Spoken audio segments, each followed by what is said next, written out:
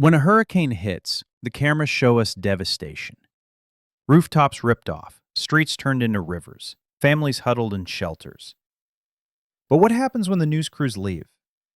For many towns across America's Gulf Coast, the storm never really ends. Hurricane Katrina in 2005, Michael in 2018, and Irma in 2017 are etched into history as some of the most destructive storms in U.S. memory. Together, they caused over $300 billion in damages and displaced millions. While some cities rebuilt, others were left behind. Their downtowns hollow, their schools closed, their residents scattered. In this story, we'll walk through 5 hurricane-struck communities that never fully recovered. Through personal stories, haunting ruins, and hard numbers, we'll see how these towns carry scars not just of wind and water, but of poverty, politics, and neglect. The lower Ninth Ward of New Orleans became a symbol of Hurricane Katrina's destruction. When the levees broke, 80% of the city flooded, but the Ninth was hit hardest.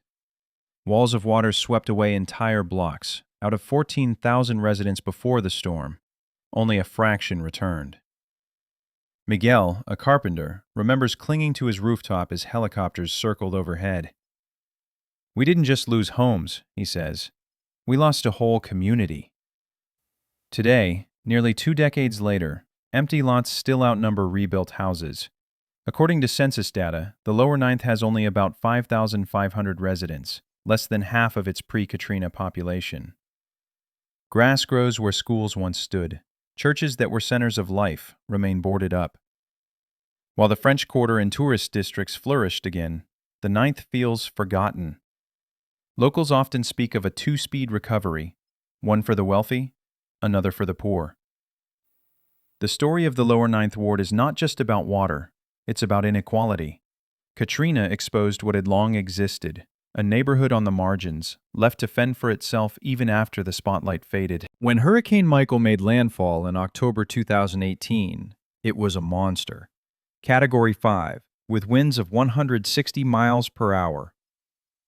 Mexico Beach, a small town on the Florida Panhandle, took the direct hit. Out of roughly 1,200 structures, nearly 75% were destroyed.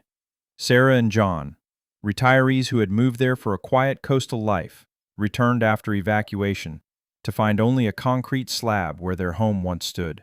"It looked like a bomb had gone off," John recalls. "Rebuilding has been painfully slow.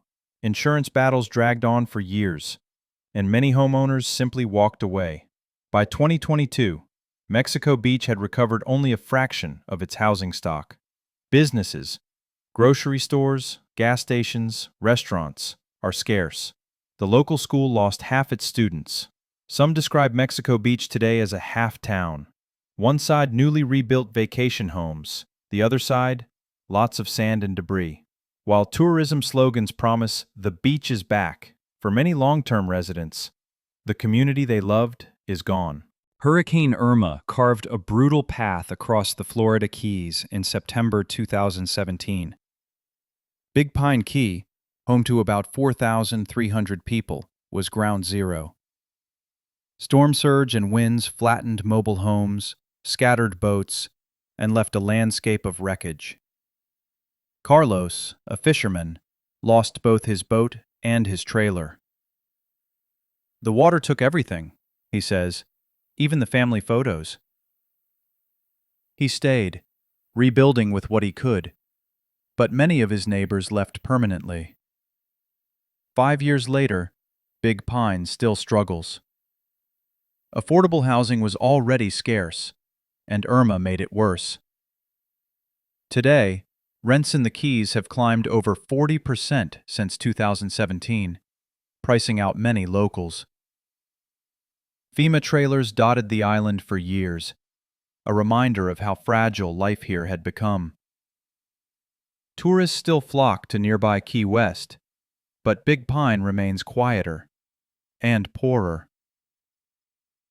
For the families who stayed, survival means juggling 2 jobs, patching up damaged homes, and living with the fear of the next storm. Though not as famous as Katrina, Hurricane Laura in 2020 slammed Lake Charles with 150 miles per hour winds, followed just 6 weeks later by Hurricane Delta. The double blow destroyed much of the city: schools, hospitals, and thousands of homes.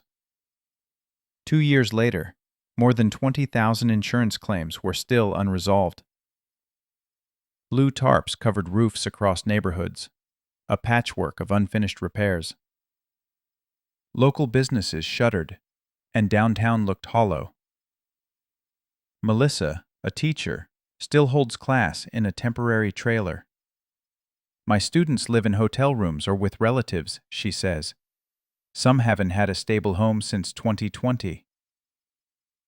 Federal aid came slowly, and many residents felt abandoned. Some estimates suggest Lake Charles lost nearly 7% of its population after the storms. For those who stayed, resilience is the only option. But the scars of Laura and Delta remain in every collapsed building, and every family still searching for stability. On the morning of August 29, 2005, Bay St. Louis, Mississippi was a charming coastal town of about 8,000 people. By nightfall, Katrina had wiped away nearly everything. The storm surge rose to 28 feet, swallowing homes, businesses, and roads.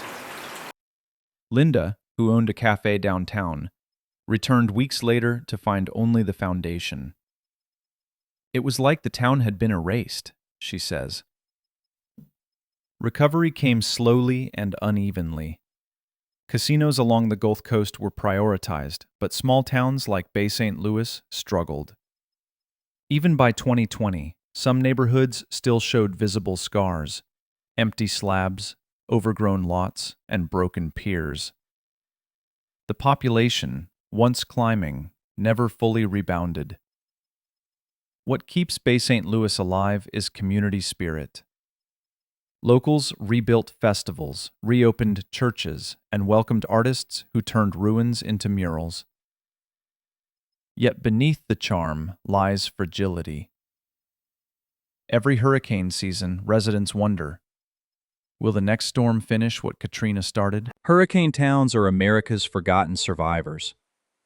While big cities often find the money and momentum to rebuild, small coastal communities are left scarred. The Lower Ninth Ward, Mexico Beach, Big Pine Key, Lake Charles, Bay St. Louis, each tells a story of resilience, but also of loss. The numbers are staggering: billions in damages, tens of thousands displaced, thousands of lives lost. But beyond the statistics are human costs: families torn apart, schools emptied, futures uprooted. For everyday Americans, these stories matter because they reveal how fragile security really is. A storm can erase decades of progress in hours, yet, even in the ruins, people fight to rebuild, proving that resilience is as much a part of the Gulf Coast as the hurricanes themselves. These towns remind us, nature's fury is relentless, but so is human spirit.